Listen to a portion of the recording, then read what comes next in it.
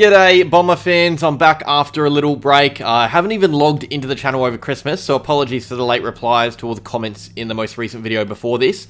I just thought I'd kick the feet up and chill out like the boys are currently doing, but I won't be for long. I'll be right back at it early in 2025, and that's a nice little segue because so will the players. They will be training early in 2025 for the preseason, and today's video I'm just going to simply highlight the Essendon squad members that most need to impress over the upcoming preseason training period. The players that need a big preseason, in other words. Simple as that, really. And now stay tuned for an upcoming video. I'm going to say on the 2nd or 3rd of January because it's pretty much just me yapping on as always, but with good info provided to us by some familiar faces of the channel and some high-profile, really smart Essendon fan brains. So that'll be out early in 2025, but before that, we're going to get into this one real quick. Starting with a player we just need to see stay fit. He doesn't need to completely tear up at training. He doesn't need to be a February Brownlow contender. We just want Reid to stay fit, stay on the park, and build towards a strong 2025 season with a strong pre-season under his belt. And so far, he's competed very well in the off-season training, but that is just the start. He's halfway through. We need to see Reid showing us that we can trust him and putting in work into his body, both to eliminate the risk of future injuries and to show us that he can be that big negating fullback that we need a second of to help out Mackay. So Reid is clearly one player who needs to have a strong pre-season. He's a big catalyst for our season and I guess vibes. If he stays fit, we're going to have a little smidge of hope, but if news comes out of an injury, a training injury, it's just going to deflate the fan base even more than it already is. Next up, and for many reasons, Sam Draper. There's a few things here, because right now, Draper is listed. He's our main ruck, he's a cult figure, he's a cult hero, but by the end of 2025, things could drastically change. He could be in different colours, he could be battling more injuries, he could be criticised by the fan base again, he could be the next Darcy Parish, fans wanting him used as trade bait. In fact, that's already kind of happening quite a lot. Sam Draper, for many reasons, needs a good season, and to have a good season, you need to get the work in early in January and February and March. He needs a preseason under his belt to win back faith from the fans, from the coaches, and from list managers as well, who'll be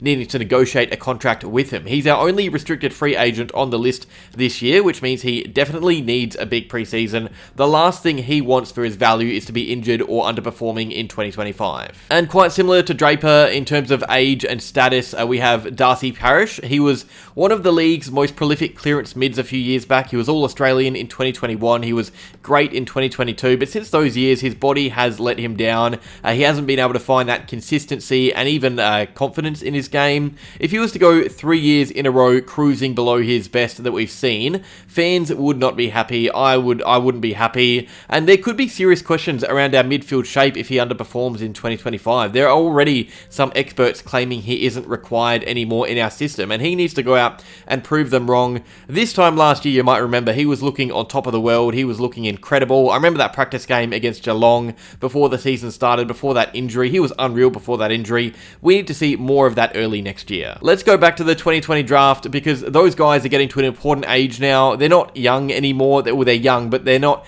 I guess, labelled as potential anymore. Nik Cox turns 23 next month. We desperately need at least one of those top 10 picks to come good for fan morale and to prove that Dodoro wasn't an inside agent as well. Cox is at risk of losing his place in the first team now. The year before he's out of contract, that's really not good. So this year becomes his most important preseason of his life to date. He needs to show that he can become the player we thought he could become back in 2021. I remember that season so well. We were thinking about the future. He was the unicorn, thinking about what a weapon he could become. I haven't completely lost faith in him, but we need to see those glimpses from back then become proper elements of his game now. He needs to nail down a position, he needs to play strong football in it, and he needs to stay fit. And for him to do that, he needs to have a strong preseason. Cox is definitely a confidence player as well, and nothing's going to shatter his confidence more than being left out of the team in round 1. So we need him to nail down a spot in the best 23 before round 1 through his preseason work alone. And same vibes, but arguably to a lesser extent, Archie Perkins. We all know he can be a player. 3 votes in round 1 last year proves that, and that game was nuts. He was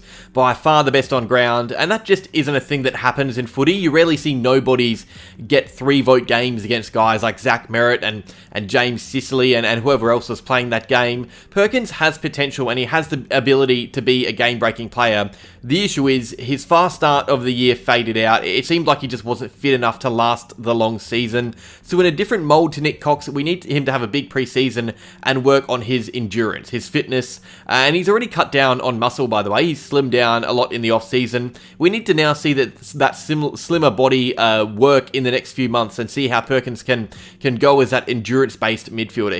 He's lost a bit of strength. He's gotten slimmer, as I said, but I think it shouldn't hurt his output that much. I still have faith that he can be a good, strong footballer. Hopefully he has a good preseason for that to be allowed. And back down the other end of the age scale, our 5th oldest player on our team right now, Peter Wright. He's currently 28, but he is our 5th oldest player. And to put that into perspective, Collingwood's 5th oldest player is Jamie Elliott, who turns 33 during the season next year. So it shows how young our team is, I guess. But Peter Wright, a bit like Darcy Parish in that he broke onto the scene, he made the All-Australian squad, he won our best and fairest, and then he went off the face of the earth. He had that shoulder injury, he had that suspension, and last year he finished the season in the VFL. Like with some of the players I mentioned, there are plenty losing hope with Wright already, plenty of lost hope with Wright, and his off-season so far hasn't been that impressive. He enters 2025 under a world of pressure. He has a big contract, he's getting close to his 30s, he needs to start putting together some good form soon, or the fan base and the club will quickly turn their back on him. He needs to come out early in January and stamp his mark. We need to see this guy crashing packs, barging through, taking big marks, preferably not injuring teammates, but we need to see him with that 2022 confidence back, or even 2023 early, and 2024. I feel like he came back a different player after that suspension.